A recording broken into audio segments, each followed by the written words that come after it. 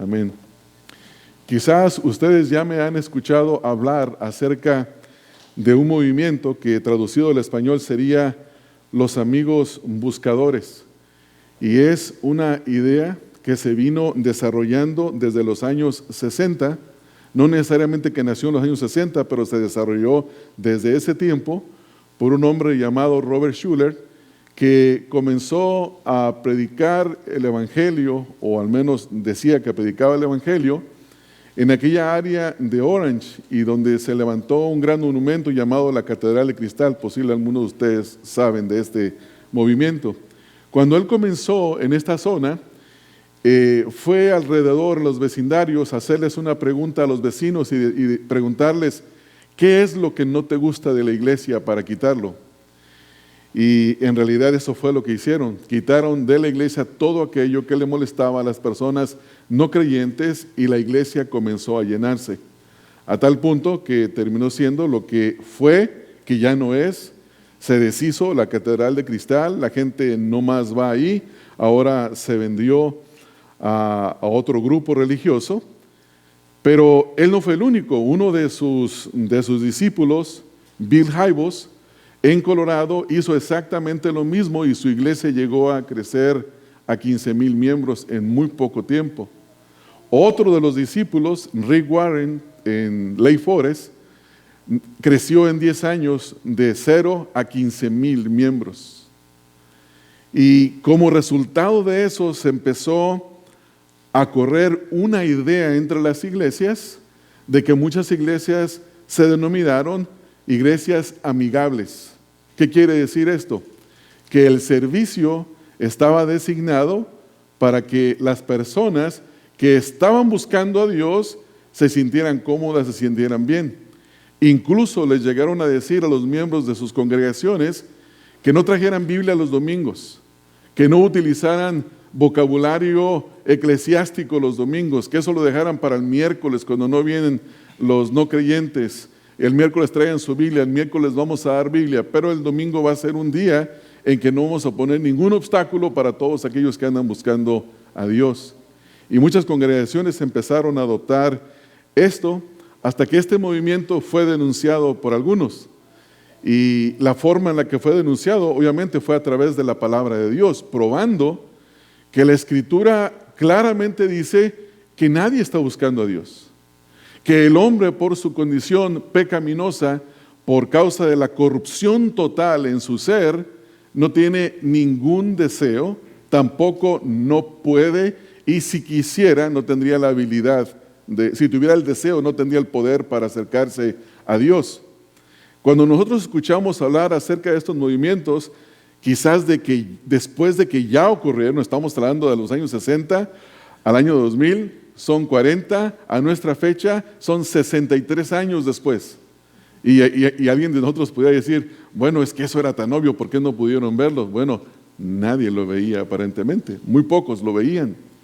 Y los que lo denunciaban, muchos de ellos no hicieron caso. El punto es que esto trajo dentro de la iglesia un problema muy serio, porque en lugar de pastorear a los hijos de Dios, estaban pastoreando a todos aquellos inconversos, incrédulos, que en realidad no estaban buscando a Dios. Y le estaban dando puras cosas carnales que los hicieran sentirse bien. Si un estilo de música era el que les gustaba, con ese estilo de música es con el que iban a adorar a Dios, ¿no? Y se descuidó la iglesia, y la iglesia sufrió mucho. Cuando nosotros escuchamos algo así, nos preguntamos, ¿cómo es posible, si la Escritura es tan clara, que un grupo de personas puedan llegar a pensar de esa manera?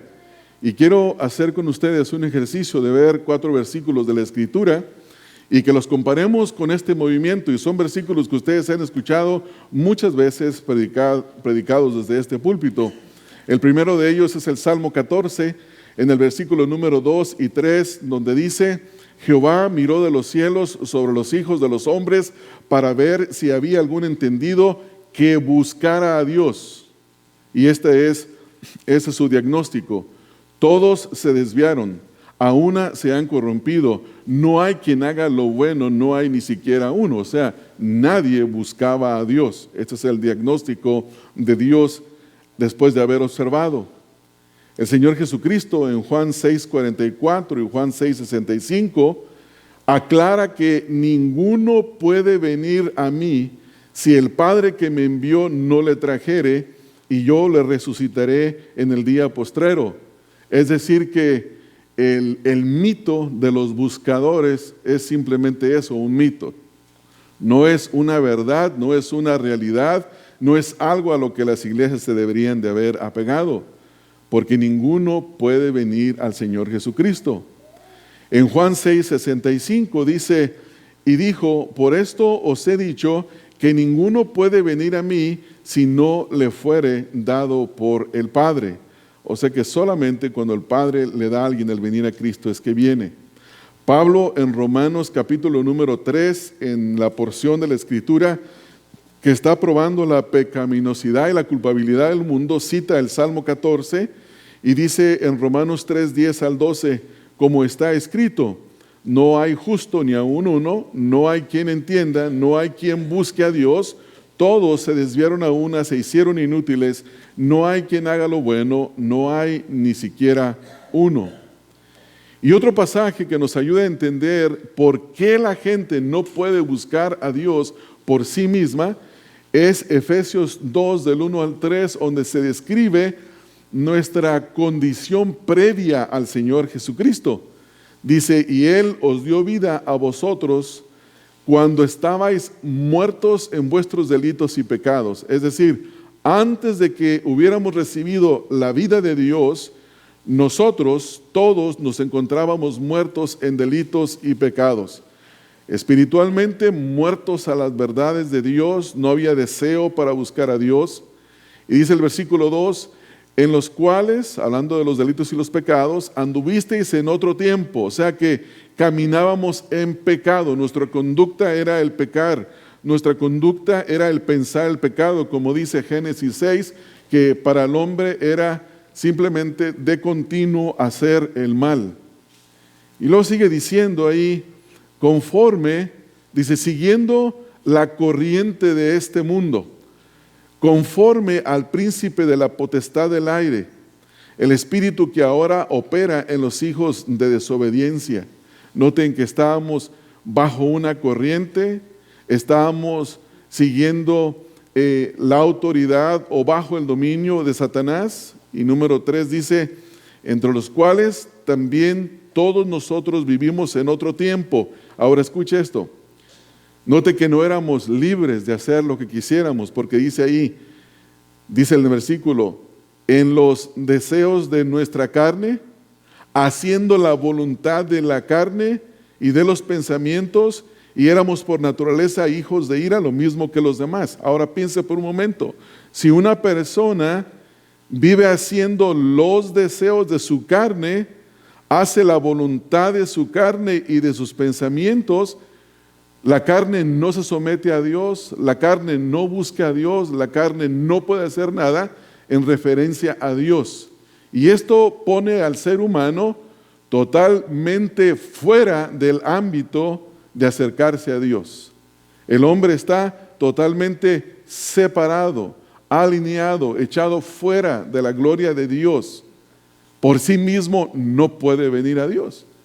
Entonces, estos 4 versículos son tan claros que nos muestran la condición del ser humano y sin embargo, alguien con una buena propaganda, con una buena música, con no sé cómo de qué otra manera decirlo, una buena promoción, llega a hacer creer a la iglesia de que sí es posible que las personas busquen de Dios.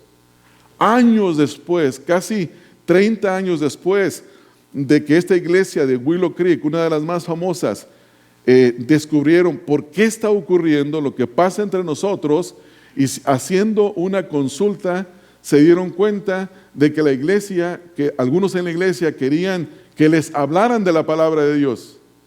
Y su conclusión fue contratar maestros bíblicos y trajeron maestros de seminario para hablarles la palabra de Dios. Después aquel que fue su pastor se tuvo que ir y el día de hoy no sé qué le ha ocurrido a esta congregación. Pero lo que queremos decir, hermanos, y enfatizar es que el ser humano por sí mismo no busca a Dios. Porque hemos llegado a un pasaje donde vemos que hay un hombre que está queriendo realmente cómo puede ser salvo, cómo obtener la vida eterna, y que todo externamente parece que está haciendo todo lo correcto para recibir la vida eterna, y sin embargo vemos que se va triste porque tenía muchas posesiones, no quiso obedecer al Señor. Y decimos, ¿por qué?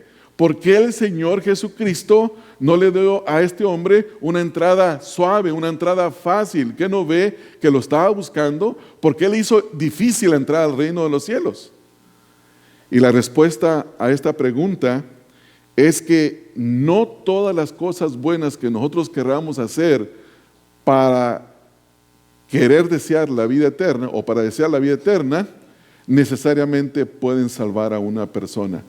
Hay muchas cosas buenas que una persona puede hacer, pero no lo ponen ni siquiera cerca de la entrada del reino de Dios, mucho menos ser salvo. Y vamos a empezar a observar cada una de ellas.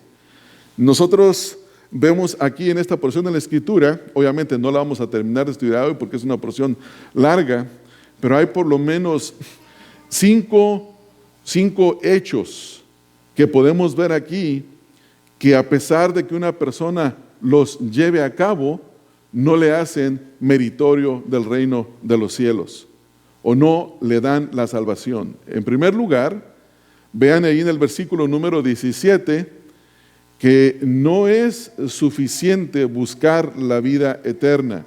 Vemos que este hombre se acerca al Señor Jesucristo, pero no le es suficiente el deseo de querer buscar la vida eterna.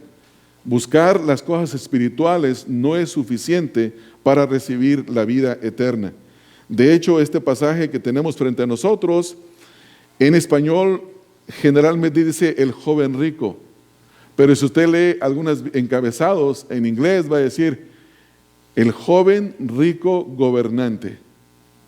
¿De dónde sacamos esto? Cuando leemos los tres relatos en Mateo 19, en Lucas 18 y en Marcos 10, nos damos que este hombre era un hombre que era joven, era rico y era un gobernante. Tenía alguna clase de gobierno en la escala social, que era reconocido como un hombre sabio. Vemos entonces que este hombre se acerca al Señor Jesucristo, dice, al salir él para seguir su camino, vino uno corriendo e hincando la rodilla delante de él le preguntó, Maestro bueno, ¿qué haré para heredar la vida eterna? Noten en primer lugar, hermanos, que el Señor Jesucristo está a punto de hacer una transición de camino en su ministerio, y cuando esto está ocurriendo, vino uno corriendo. Y esto nos muestra quizás, esta acción externa nos muestra quizás el deseo interno que había delante de él, que no quería perder la oportunidad de acercarse al Señor Jesucristo, como estaba viendo que se iba a otro lugar. Yo no me pierdo la oportunidad de ver al Señor Jesucristo. Corrió hacia el Señor Jesucristo. Y alguien inmediatamente entre nosotros podía leer una lectura superficial y decir, wow, este hombre realmente quería ser salvo. Corrió. Algunos comentaristas bíblicos dicen que era tanta su urgencia aparente de querer ser salvo, que hizo algo que no era propio de una persona de su calidad, de una persona de su estatus social, que era correr, que eso es algo vergonzoso. Y la idea, póngase el cuadro en su mente, estos hombres traían túnicas, y esta túnica para poder correr necesitaba de levantársela. Entonces se levanta la túnica y va corriendo, y eso para un hombre de su estatus social era algo vergonzoso. Pero no le importó que la gente dijera lo que quisiera, él quería ver a Jesús. Todo bien, ¿verdad? Hasta este momento. Va corriendo, él va corriendo a ver al Señor Jesús. En segundo lugar, no solo corre, sino que en cuanto llega, hinca la rodilla delante de él. Esto es que le muestra al Señor Jesucristo reverencia, le muestra reverencia al Señor Jesucristo. No habla de Jesús como mucha gente habla hoy en día, utilizan el nombre del Señor para mezclarlo con una frase no propia Este realmente le tiene respeto, dobla su rodilla delante de él, le da una muestra de reverencia. Él sabe delante de quién está. E inmediatamente después de que dobla su rodilla, dice, doblando la rodilla de él, le preguntó. Noten que antes de la pregunta se dirige al Señor Jesucristo como maestro bueno. La palabra maestro, ya hemos hablado de esta palabra, es un rabí, uno que enseñaba, uno que era considerado en el pueblo de Israel no solamente de conocimiento, sino de tener una vida piadosa que iba de acuerdo a ese conocimiento. Pero noten que lo llama a él maestro bueno. Y aquí está el primer problema del hombre rico, del joven rico. Llama al Señor Jesucristo bueno. No se nos dice nada que él verdaderamente conociera a Jesús o que lo reconociera como el Mesías. Parece que lo reconoce como un maestro bueno. Y esto nos pone a nosotros en nuestra mente el concepto de lo que él cree que es bueno. Él tiene un estándar de lo que es bueno. Entre él y los de su sociedad se llamaban buenos los unos a los otros. Bueno, yo soy bueno, porque más adelante él dice que es bueno. Y dice, Jesús es bueno, tú eres bueno, yo soy bueno, todos somos buenos, ¿no?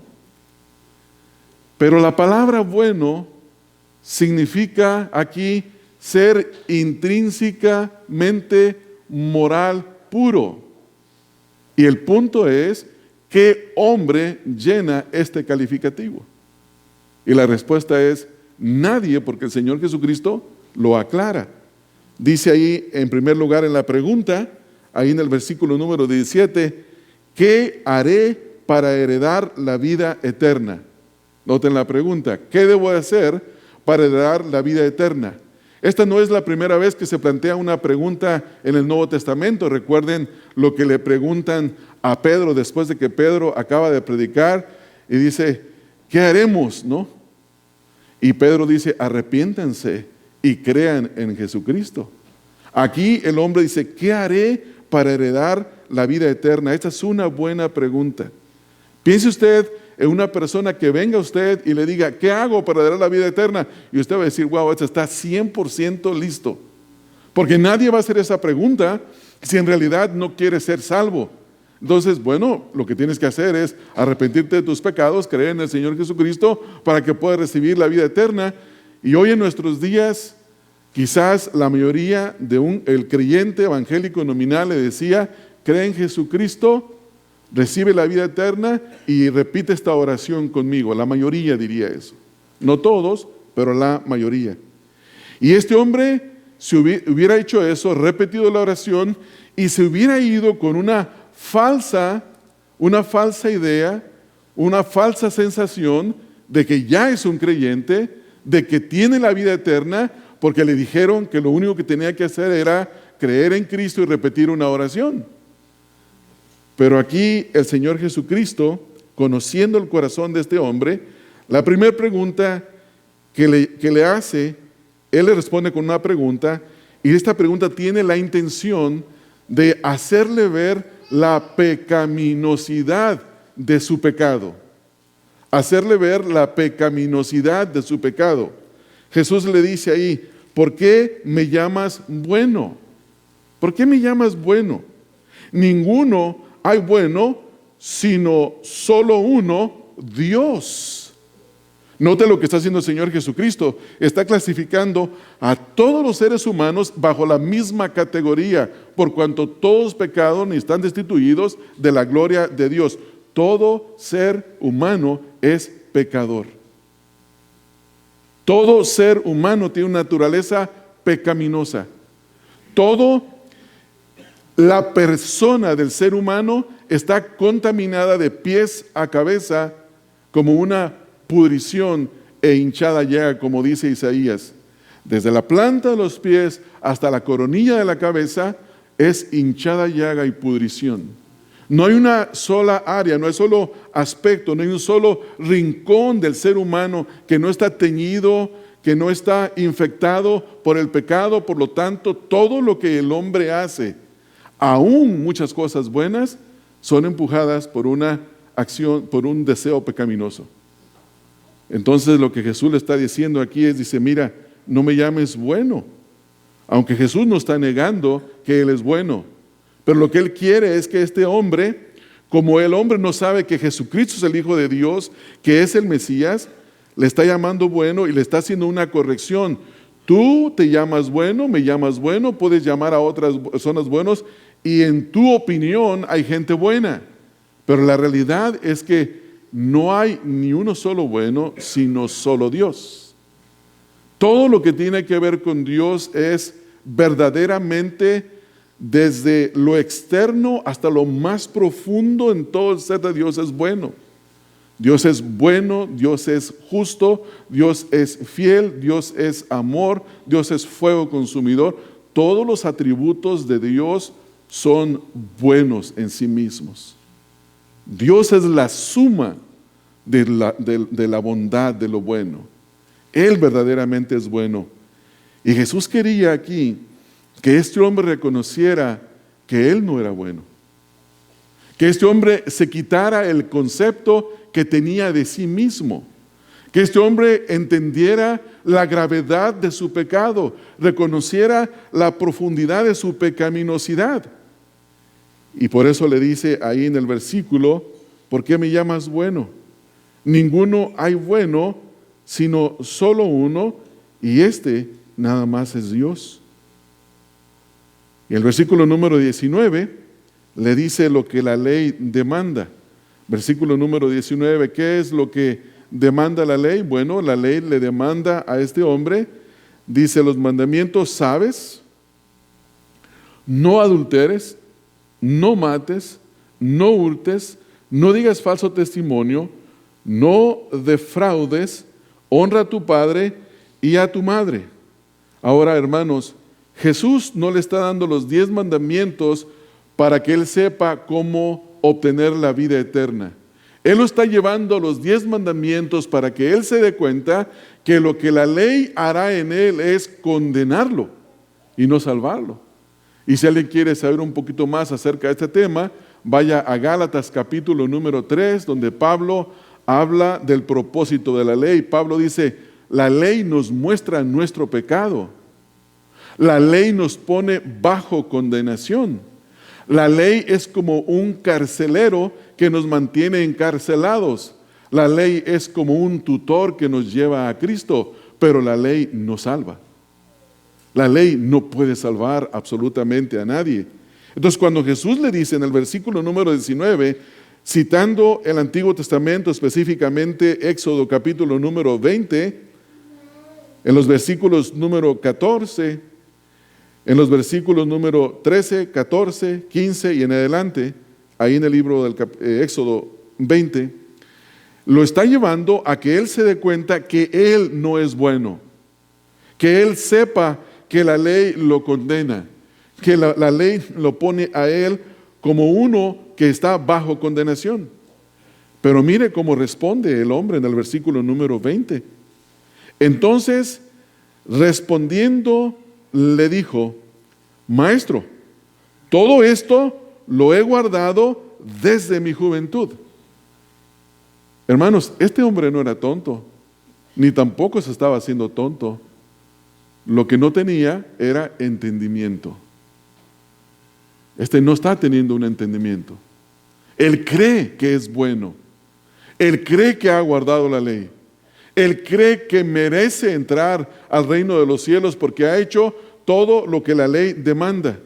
Sin embargo, la Escritura nos dice, por ejemplo, en versículos como en Santiago, capítulo número 2, en el versículo número 10, que cualquiera que obedezca la ley en todos sus puntos, pero falla en uno de ellos, es culpable de toda la ley. O sea que la ley no fue dada para que el ser humano se salvara. Y este hombre sabía, si él hubiera sido consciente de su pecado, él diría, no he honrado a mis padres como debería. No he hecho esto, no he hecho lo otro. Él se daría cuenta de la pecaminosidad de su pecado. Sin embargo, él le responde al Señor Jesucristo diciéndole, Maestro, todo esto lo he guardado desde mi juventud. Desde que tengo entendimiento de la ley, todo lo he guardado. Él tenía un alto concepto de sí mismo. Él realmente creía que era bueno. Me hizo acordarme de un hombre que se llama, si es que vive todavía, Andrew. Teníamos un estudio bíblico nosotros en casa y estábamos estudiando la escritura con los vecinos y fuimos mi esposa y yo a invitar a todos los vecinos. Ahí eran 5 apartamentos arriba, 5 abajo. Los invitamos a todos, llegaron algunos vecinos, comenzaron a venir al estudio y una de las vecinas tenía un amigo y el amigo pidió que si podía estar con nosotros en el estudio bíblico, por supuesto, viendo el muchacho, el hombre. Estamos hablando de un hombre de unos 50 años.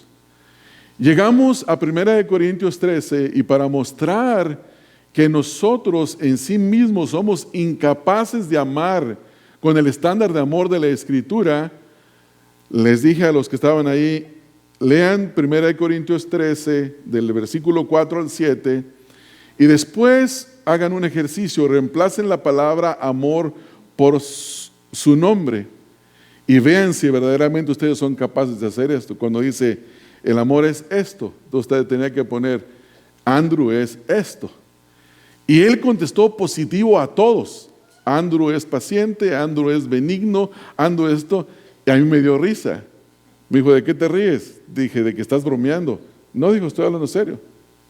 Me dijo, estoy tan serio como un ataque cardíaco. Y le digo, Andrew, estás jugando. No, dijo, es serio, todo esto lo he hecho. Y así está este joven rico. Todo lo he hecho, absolutamente no hay nada en lo que diga ahí la ley que yo no lo haya hecho. Todo lo he hecho desde mi juventud. Versículo número 20. Él entonces, respondiendo, le dijo, Maestro, todo lo he guardado desde mi juventud. ¿Cómo respondió el Señor Jesucristo a esta gran insensatez espiritual, de aprecio espiritual? Dice, entonces Jesús mirándole, le amó y le dijo. Noten, hermano, la compasión del Señor Jesucristo. El Señor Jesucristo está viendo que tiene delante de él un hombre que está ciego espiritualmente total. Y lo ve, tiene esta compasión, lo ama, y todavía insiste el Señor y le dice algo que tiene que ver con un segundo elemento que es necesario para poder tener la vida eterna. Ya vimos que el primero tiene que ver con reconocer nuestra pecaminosidad, y el segundo elemento tiene que ver con lo que dice enseguida. Dice ahí el versículo, entonces Jesús mirándole le amó y dijo, una cosa te falta. Él conoce su corazón y le va a dar en la llaga. Y dice, anda, vende todo lo que tienes y dalo a los pobres y tendrás tesoros en el cielo y ven y sígueme tomando tu cruz. La respuesta del Señor Jesucristo a este hombre, conociendo lo que amaba su dinero, le dice, vende todo lo que tienes, véndelo y dáselo a los pobres. Y la primera pregunta que nos hacemos nosotros es, ¿se salva una persona haciendo buenas obras? En este caso lo está mandando a que venda todo lo que tiene y haga la obra de filántropo, ¿no? Ayúdale a todos los pobres, dales el dinero. ¿Le está diciendo eso? No, no lo está. No es lo que manda el Señor Jesucristo a todas las personas. Si vienes a Cristo y tienes dinero, tienes que arrepentirte, creer en Cristo y vender todo lo que tienes y dar a los pobres y venir a Cristo. No manda, esto no es un mandamiento. Este fue un mandato a este hombre, específico para él, con el propósito de mostrarle que no amaba a Dios, que amaba el dinero. Con el propósito de mostrarle que si realmente quería la vida eterna, tenía que renunciar absolutamente a todo y convertirse en un seguidor del Señor Jesucristo. Y aquí le da 2 mandatos. El primero de estos mandatos es, anda, vende todo lo que tienes y dalo a los pobres. Y como resultado, dice ahí, tendrás tesoro en el cielo. Y el segundo mandamiento es, y ven, sígueme tomando tu cruz. Esto es en realidad lo que el Evangelio demanda de toda persona. La palabra de Dios demanda de toda persona que reconozcamos que realmente somos pecadores, que lo único que merecemos es la muerte, que la paga del pecado es muerte, que no nos podemos salvar a nosotros mismos por ser pecadores y que la única opción que Dios ha proveído es el Cordero de Dios que quita el pecado del mundo. Que hay que creer en Jesucristo para el perdón de los pecados. Pero no solamente hay que creer en Cristo, hay que seguirlo como Señor. Y esto es algo de lo que en esta congregación hace muchos años tuvimos un debate. Yo no lo tuve directamente, pero fui testigo del debate. Estaba el pastor de esta congregación con uno de nuestros hermanos que se encuentra acá discutiendo este punto, y nuestro hermano le decía: Jesús tiene que ser Señor de tu vida cuando te conviertes. Y él: no necesariamente. Para ser salvo lo único que necesitas es creer en Jesús, y tú vives tu vida y ya vas a entrar al reino de los cielos, no importa cómo tú vivas. Sí, pero Jesús tiene que ser el Señor, tienes que obedecerlo. Ahí en el camino se obedece, pero tú vas a ser salvo en el momento. Entonces había una separación de que para ser salvo lo único que se requiere era fe en el Señor Jesucristo para ser justificado, perdonado, ir al cielo, y eso es sí. Pero también si tú vives desde el momento que recibes la salvación y confiesas al Señor Jesucristo, Él debe de convertirse en tu Señor, porque si no se convierte en tu Señor, eres un falso convertido. O sea, no puedes agarrar el beneficio que ofrece Cristo sin la responsabilidad de convertirte en un discípulo, en un esclavo, en un seguidor de Jesucristo. Van las dos cosas, una va acompañada de la otra. Eso es lo que las Escrituras enseñan. No enseñan otra cosa distinta a esto. Eso es donde comienza. Para ser justificados hay que creer en Cristo, y uno viene a ser justificado, está en una posición correcta delante de Dios. Pero luego viene un proceso que es la santificación, y la santificación demanda obediencia. Sin obediencia no hay santificación. Es una sumisión a la palabra de Dios. Y esto nos tiene que hacer pensar a nosotros, hermanos, en esta mañana, cómo estamos, porque muchas veces podemos decir: yo estoy justificado por la fe en Cristo Jesús, y eso es cierto, pero también el punto es: ¿cómo vives en tu vida de santificación? ¿Obedeces la palabra de Dios o algunas porciones de la palabra de Dios? ¿Haces lo que es bíblico cuando te conviene y no cuando no te conviene? ¿Tomas porción de la Escritura que las tomas y las abrazas, pero otras las desechas? No puede ser así. No puede ser así. Y este hombre aquí, Jesús le está anunciando del costo de seguir a Cristo. Recuerden que toda esta porción del capítulo 1, en el capítulo 8, versículo 31 al capítulo 10, versículo 52, está hablando del costo de seguir a Cristo. Y el costo que Jesús está poniendo aquí es: ¿estás dispuesto a deshacerte de todo y seguirme para sufrir?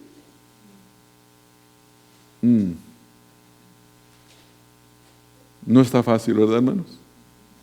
Ahora la pregunta que yo les quiero hacer a ustedes es la siguiente: ¿es distinto para nosotros que para el joven rico? No es distinto, es exactamente lo mismo.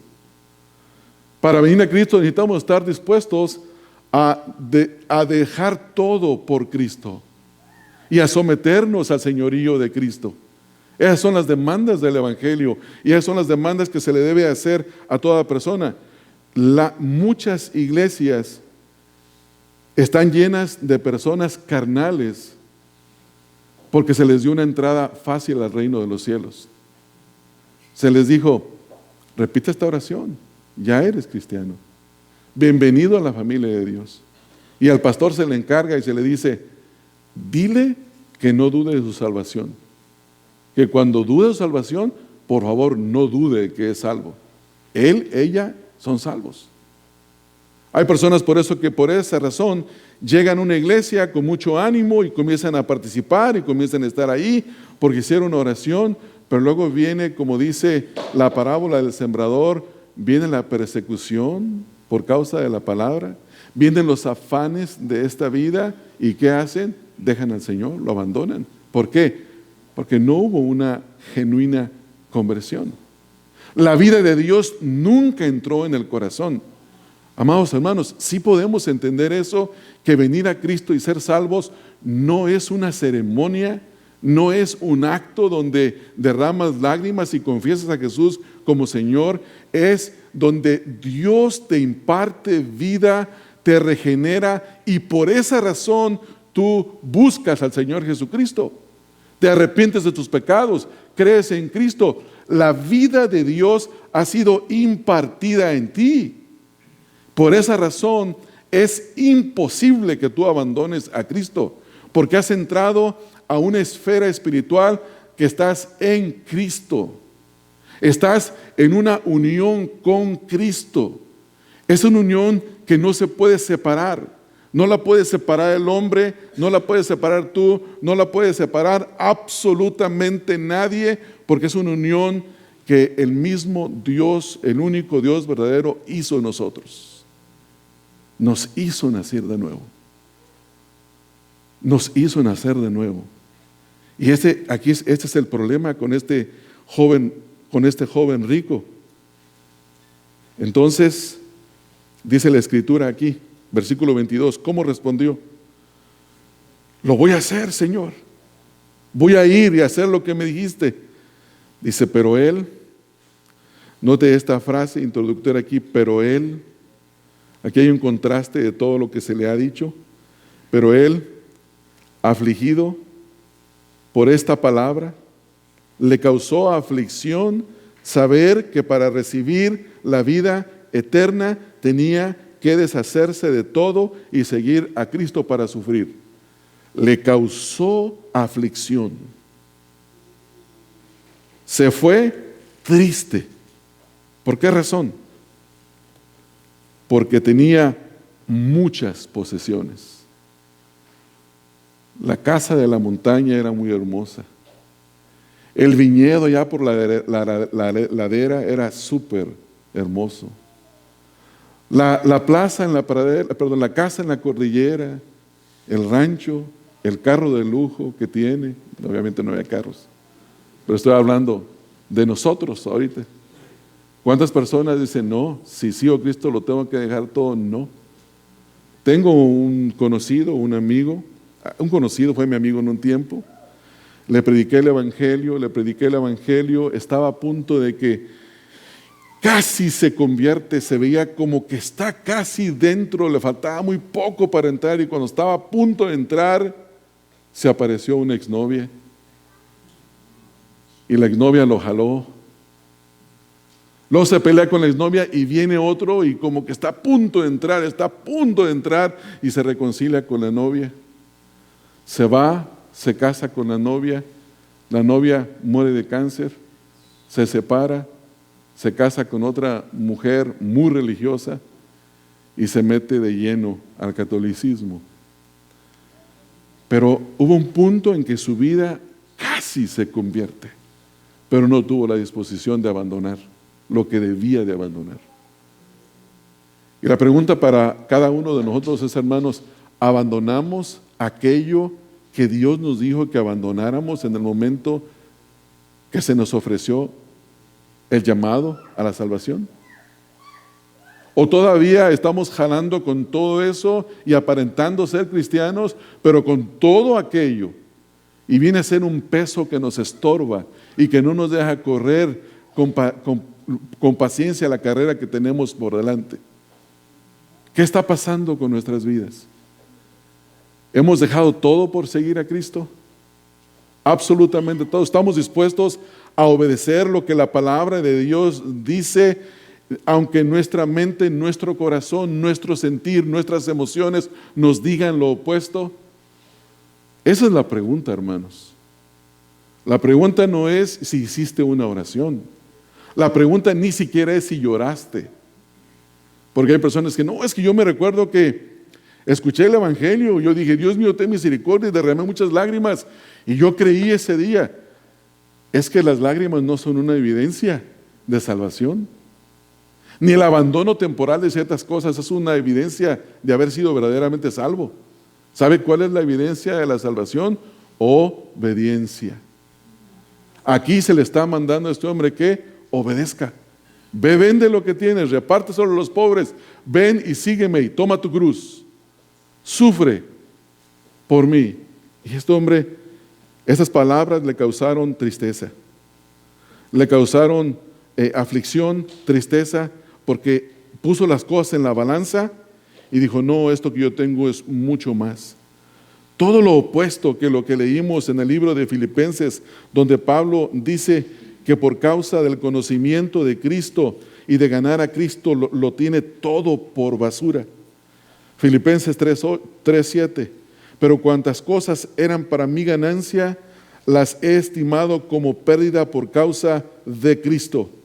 Y ciertamente aún estimo todas las cosas como pérdida por la excelencia del conocimiento de Cristo Jesús, mi Señor, por amor del cual lo he perdido todo y lo tengo por basura. ¿Por qué? Dice, para ganar a Cristo y ser hallado en Él, no teniendo mi propia justicia, que es por la ley, sino la que es por la fe de Cristo, la justicia que es de Dios por la fe, a fin de conocerle y el poder de su resurrección y la participación de sus padecimientos, llegando a ser semejante a Él en su muerte, si en alguna manera llegase a la resurrección de los muertos. No que ya lo haya alcanzado, ni que ya sea perfecto, sino que prosigo por ver si logro asir aquello para lo cual fui asido por Cristo Jesús. Hermanos, esta es la mentalidad que tiene que haber en nosotros. Esta es la mentalidad que no existió en el joven rico. Y un hombre que aparentemente tenía todo, absolutamente todo, para ser salvo, viene corriendo, se postra de rodilla delante de Jesús, le llama maestro bueno, le hace la pregunta correcta y hasta ese punto dice uno, todo va bien. El Señor le responde y le hace ver la pecaminosidad de su pecado, no reconoce la pecaminosidad de su pecado. El Señor Jesucristo le hace ver que para ser salvo necesita el sometimiento a Cristo, de que Jesús sea no solo el Salvador, sino que también sea el Señor. Y nada de esto, ninguna palabra de esta produjo en él la salvación. Hizo tantas cosas buenas que no lo llevaron a la salvación. Hermanos, ¿alguno de ustedes no cree que ha hecho muchas cosas buenas, pero que realmente no tenga vida eterna? ¿Sabe? Cuando hay vida eterna dentro de una persona, el Espíritu de Dios mora en él. El Espíritu de Dios produce esa vida. El Espíritu de Dios produce afectos y deseos que no eran nuestros anteriormente. ¿Vive usted saliendo de este lugar como uno que no experimenta ninguna clase de afectos y deseos que son producidos por el Espíritu de Dios y que puede ir así por largo tiempo? Uno tiene que examinarse. Quizás es que se ha enfriado, se ha desconectado del Señor, se ha retirado, necesita arrepentirse y volver. Pero si eso es así en su vida, pero viene el domingo y ofrenda los domingos y llega a tiempo el domingo y participa en la clase de escuela dominical y ahorita y está acá, pero no está eso ahí, no está esa vida ahí, es un esfuerzo que usted tiene que estar haciendo constantemente, que a veces lo siente, que a veces no lo siente, pero no ha experimentado la vida de Dios en usted. Usted hoy necesita arrepentirse. Necesita arrepentirse y someterse al señorío de Cristo. Necesita de abandonar absolutamente todo aquello que debe de abandonar, todo lo que le está estorbando para venir al Señor Jesucristo y verdaderamente experimentar la vida nueva, la vida de los afectos nuevos, la vida impulsada y fortalecida por el Espíritu Santo, aquella vida que hace lucha contra el pecado, que hace guerra contra el pecado, que no es una víctima que está cayendo en el pecado, sino que es una vida que hace guerra contra el pecado. Cuando usted escuchó la predicación del Evangelio, hermanos, ¿reconocieron la pecaminosidad de su pecado? O sea, se dieron cuenta, soy pecador, realmente soy una persona pecadora. Si es así, eso es bueno. Cuando usted vino a Cristo, se dio cuenta de que había que comenzar a vivir en obediencia y que tenía que dar pasos de obediencia, o se quedó como estaba. Sigue todas las mociones de la iglesia, pero usted sigue como estaba. Su vida no está sometida a Cristo, no hay salvación. Tiene que ser así como dice la Escritura, sin disminuirle, tampoco sin aumentarle, no hacer lo que se hizo con los buscadores fáciles. Mira, esto es fácil, es tan sencillo como 1, 2, 3. Así es como les explicaban. 1, 2, 3. 1. ¿Cree que eres pecador? ¿Crees que eres pecador? Sí, sí creo. 2. ¿Cree en Jesús? ¿Crees en Jesús? Sí, sí creo. 3. Recibe la salvación que está dando. ¿Quieres recibirla? Sí. Repite esta oración conmigo. Ya eres salvo. Y eso es toda una generación tan grande que fue infectada con esta forma. Y gracias a Dios por aquellos hombres de Dios que han venido y han clarificado el Evangelio para nosotros, para que nosotros nos demos cuenta de que quizás estábamos viviendo engañados porque no se nos predicó el Evangelio. Hermanos, que no pase así entre nosotros. Y tampoco que no pase así con aquellos a los que le estamos hablando del Señor Jesucristo. Si Dios no está obrando en ellos, hermanos, no los podemos nosotros introducir al reino de los cielos. Es el Espíritu de Dios quien los introducirá. Es el Espíritu de Dios que mostrará en ellos si hay un verdadero y genuino arrepentimiento. Es el Espíritu de Dios que mostrará a ellos que haya frutos de conversión. Entonces para eso se ocupa el tiempo. No corramos con las cosas, demos tiempo. Demos tiempo. Y a veces todo lo hemos hecho demasiado fácil. Demasiado fácil.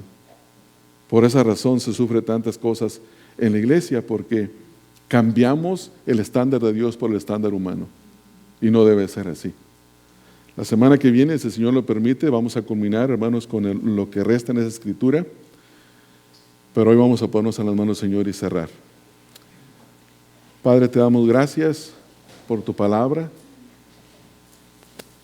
Te agradecemos, Señor, porque podemos ver a través de tu palabra que una verdadera conversión o el recibir la vida eterna comienza con el reconocimiento de nuestro pecado, entender la gravedad de nuestro pecado, entender, Señor, que necesitamos de reconocer lo que el pecado ha hecho en nuestras vidas y lo que merecemos por causa del pecado, para poder levantar nuestros ojos a Cristo, a ver aquel que es el Cordero de Dios que quita el pecado del mundo, reconocerlo por quien Él es, acercarnos a Él, reconocerlo como Salvador y reconocerlo como Señor de la vida.